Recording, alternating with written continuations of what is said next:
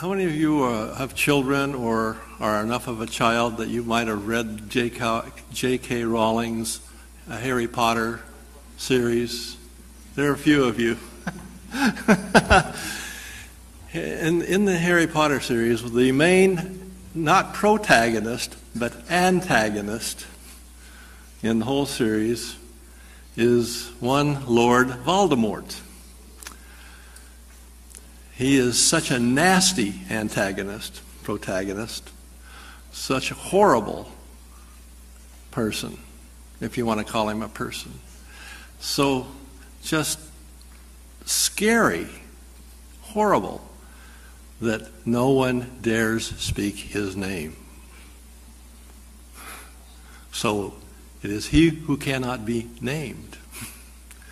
Now, what are we talking about? We're talking here about something that a lot of people, including Hugo Chavez, have been talking about for quite a few years now.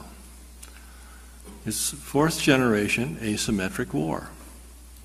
And whether we like it or not, whether we're prepared for it or not, or whether we want it or not, it's here, it's with us. We are dealing with it. We are engaged in a fourth generation asymmetric war. Now, what is war? War is the compulsion to accept the enemy's will. Compulsion. In the past, under the tradition of the Westphalian treaties and the so-called Peace of Westphalia, the idea was that war was between two nation states, or maybe an alliance of nation states against another alliance of nation states, but it was a nation state sort of thing. And furthermore, it was a military sort of thing. Flags flying, uniforms resplendent, crossing the sovereign borders of another country to take a province or a market or maybe the whole thing. But under current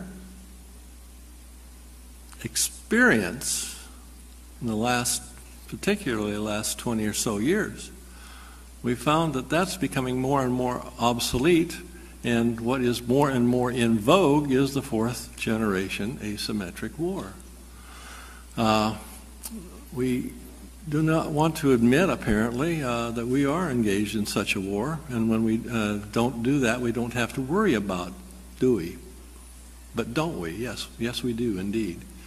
And the charge that Mr. Chavez gave to the officer corps in 2005 at the military academy in Caracas, when he charged every member of the officer corps in Venezuela to learn fourth generation asymmetric war and develop doctrine to deal with it. We are still stuck with Westphalia, pretty much, and our own thinking. And when we talk about defense, we talk about the uniformed forces crossing a sovereign border. But today, that's not happening. The last big confrontation of that nature, in Latin America anyway, took place when? Arturo? War of the Pacific, right? That was 100 years ago. But we have been engaged, whether we want to admit it or not, whether we like it or not, in a problem of fourth generation asymmetric war. What's the objective of fourth generation asymmetric war? It's not to crush another military organization or to destroy a nation's capability of fielding a military force abroad. The objective is to wear down, slowly but surely, the will of the targeted country for the purposes of, say that again? Gaining influence. And eventually, beyond gaining influence, and probably more, not just eventually, but in reality, the real objective is to compel that enemy to your will. And whether that type of war is as bloody as traditional shock and awe or whatever, whether it's not as bloody as the World War II was, or Korean War was, or some of the other wars that we've all been engaged in were, the fact is that compulsion, whether it's more benign or not, is still compulsion. And something we ought to give some thought to. Now then, our objective is to control or strangely come to the point of influencing another enemy or entity to your will. The common denominator in all this is a thing we call destabilization.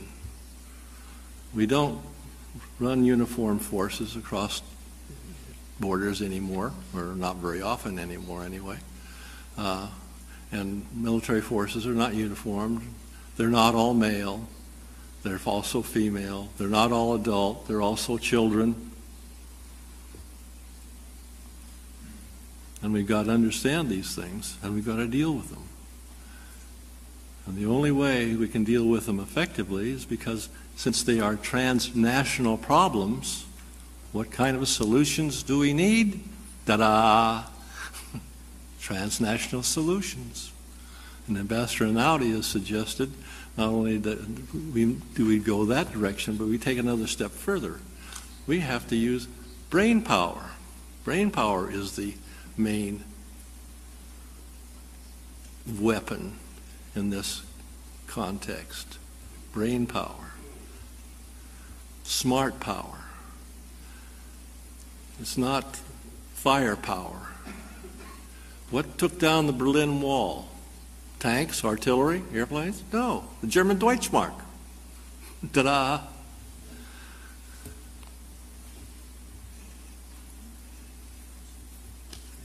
Destabilization can take many forms, and usually it's relatively benign. But again, we have the problem of compulsion.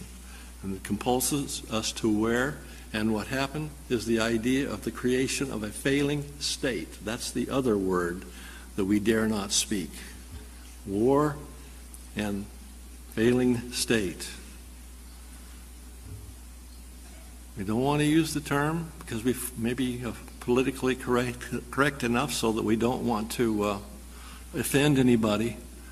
But the fact is that in some of these states we've been talking about in Central America and elsewhere, a good portion of the country is not controlled by the state. And that's a definition of sovereignty, a definition beyond what has been talked about here. Sovereignty is the control of the territory and the people of a given recognized political entity. If the state doesn't control all of its territory, the question is who does?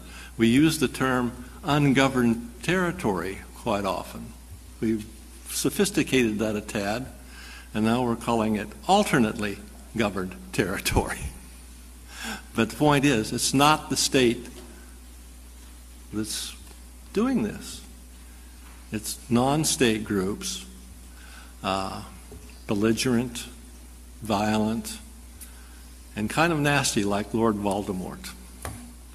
And over a period of time, you create a failed state. And then you can, with that, you can step in and take control of that state. Not only take control of it, but go a little beyond, perhaps. And